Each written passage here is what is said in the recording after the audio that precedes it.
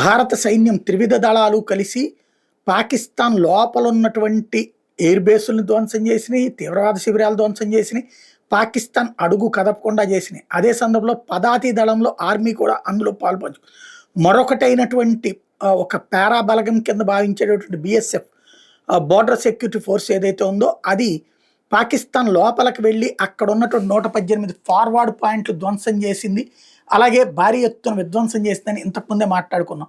వాళ్ళని అమిత్ షా ప్రశంసించింది కూడా. ఇప్పుడు తాజాగా బిఎస్ఎఫ్ లెక్క చెప్పుకొస్తుంది 200 డ్రోన్స్ గుజరాత్ వైపు పాకిస్తాన్ పంపిస్తే వాటన్నిటిని ధ్వంసం చేసామని.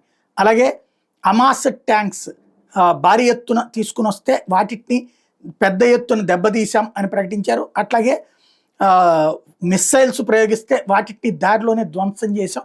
యుద్ధంలో పాకిస్తాన్ని అడుగు కదలనీయకుండా చేసాం. పైగా 2.5 కిలోమీటర్ల చొచ్చుకెళ్ళి వాళ్ళు పారిపోయేలా చేశామని చెప్పుకొచ్చింది బిఎస్ఎఫ్.